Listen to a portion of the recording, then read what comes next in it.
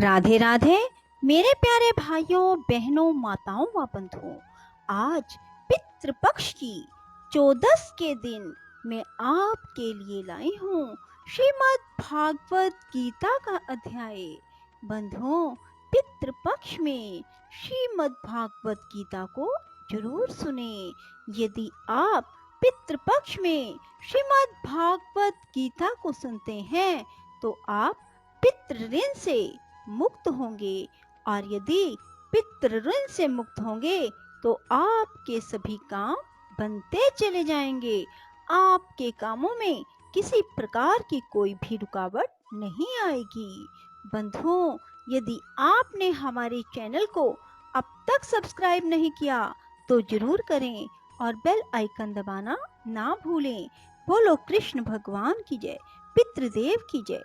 श्री कृष्ण भगवान बोले, हे अर्जुन, ज्ञानों में भी उत्तम परम ज्ञान को मैं फिर भी तेरे लिए कहूँगा, जिसको जानकर सब मुनिजन इस संसार से मुक्त होकर परम सिद्धि को प्राप्त हो गए। हे अर्जुन, इस ज्ञान को आश्रय करके धारण करके मेरे स्वरूप को प्राप्त हुए पुरुष सृष्टि की आदि में पुनः उत्पन्न नहीं होते, प्रलय काल में भी व्याकुल नहीं होते, क्योंकि उनकी दृष्टि में मुझ वासुदेव से भिन्न कोई वस्तु है ही नहीं।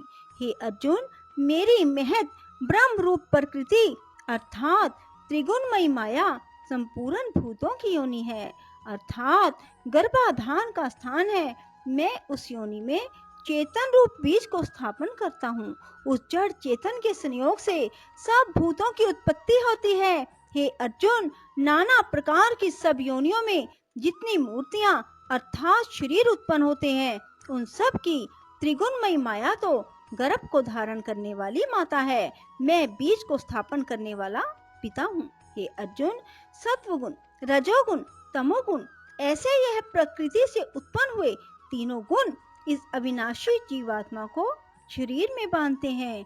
हे निष्पाप, उन तीनों गुणों से प्रकाश करने वाला निर्विकार सत्वगुण तो निर्मल होने के कारण सुख की आसक्ति से और ज्ञान की आसक्ति से अर्थात ज्ञान के अभिमान से बांधता है। हे अर्जुन, राग रूप रजोगुण को कामना और आसक्ति से उत्पन्न हुआ जान वह इस जीवात्मा को कर्मों की और उनके फल की आसक्ति से बांधता है। हे अर्जुन, सर्व देह अभिमानियों के मोहने वाले तमोगुण को अज्ञान से उत्पन्न हुआ जान वह इस जीव आत्मा को प्रमाद, आलस्य और निद्रा के द्वारा बांधता है। हे अर्जुन, सत्वगुण सुख में लगाता है और रजोगुण कर्म में लगाता है। तमोगुण तो ज्ञान को आच्छादन करके अर्थात ढक के प्रमाद में ही लगाता है। हे अर्जुन, रजोगुण और तमोगुण को दबाकर सत्वगुण होता है अर्थात बढ़ता है, तथा रजोगुण और सत्वगुण को दबाकर तमोगुण बढ़ता है। वैसे ही तमोगुण और सत्वगुण को दबाकर रजोगुण बढ़ता है।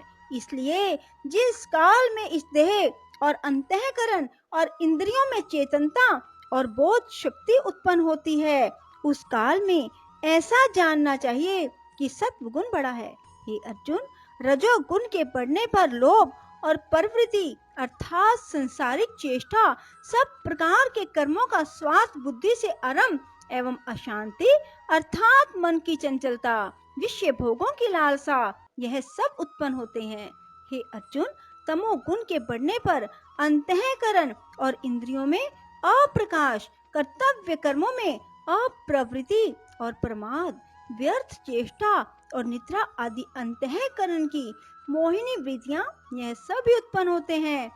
हे अर्जुन, जब यह जीवात्मा सत्वगुण की वृद्धि में मृत्यु को प्राप्त होता है, तब तो उत्तम कर्म करने वालों के मल रहित अर्थात दिव्य स्वर्ग आदि लोकों को प्राप्त होता है। रजोगुण के बढ़ने पर जिस काल में रजोगुण बढ़ता है, उस काल में मृत्यु को प्राप्त होकर कर्मों की आसक्ति वाले मनुष्यों में उत्पन्न होता है।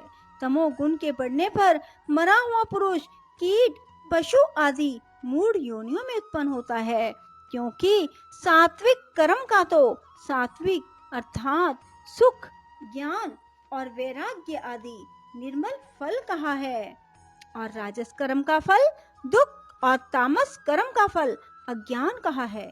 सत्व गुण से ज्ञान उत्पन्न होता है, रजोगुण से निसंदेह लोभ उत्पन्न होता है, तमोगुण से प्रमाद और मोह उत्पन्न होते हैं और अज्ञान भी होता है। इसलिए सत्व गुण में स्थित हुए पुरुष स्वर्ग आदि उच्च लोकों को जाते हैं। रजोगुण में स्थित राजस पुरुष मध्य में अर्थात मनुष्य लोक में ही रहते हैं। तमोगुण के कार्य रूप निद्रा, प्रमाद और आलस्य आदि में स्थित हुए तामस पुरुष अधोगति को अर्थात कीट, पशु आदि नीच योनियों को प्राप्त होते हैं।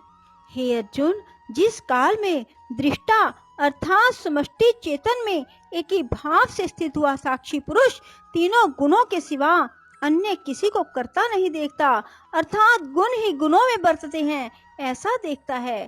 तीनों गुणों से अति परे सच्चिदानंद घन स्वरूप मुझ परमात्मा को तत्व से जानता है। उस काल में वह पुरुष मेरे स्वरूप को प्राप्त होता है तथा यह पुरुष इन स्थूल शरीर की उत्पत्ति के कारण तीनों गुणों को उल्लंघन करके जन्म, मृत्यु, वृद्ध अवस्था और सब प्रकार के दुखों से मुक्त हुआ परमानंद को प्राप्त होता है। इस प्रकार भगवान के रहस्य युक्त वचनों को सुनकर अर्जुन ने पूछा, हे पुरुषोत्तम, इन तीनों गुणों से अतीत हुआ पुरुष किन किन लक्षणों से युक्त होता है, किस प्रकार के आचरणों वाला होता है? हे प्रभु, मनुष्य किस उपाय से इन तीनों गुणों से अतीत होता है?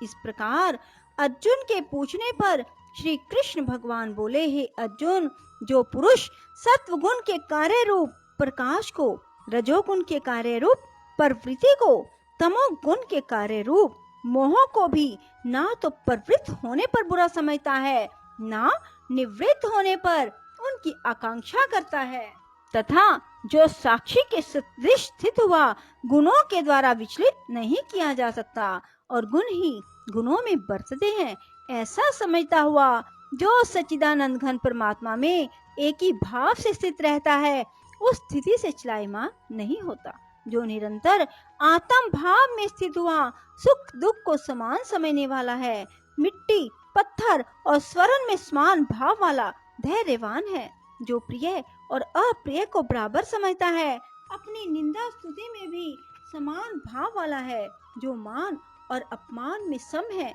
मित्र और वैरी के पक्ष में भी सम है, वह संपूर्ण आरंभों में कर्तापन के अभिमान से रहित हुआ पुरुष गुणातीत कहा जाता है। जो पुरुष अव्यभिचारी भक्ति रूप योग के द्वारा मेरे को निरंतर भजता है, वह इन तीनों गुणों को अच्छी प्रकार उल्लंघन करके सच्चिदानंद घन ब्रह्म में एक ही भाव होने के लिए योग्य होता है।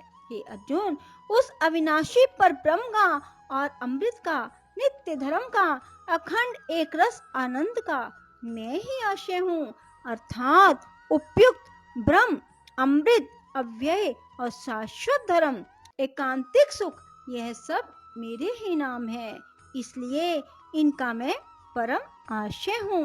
राधे राधे, जय श्री कृष्णा।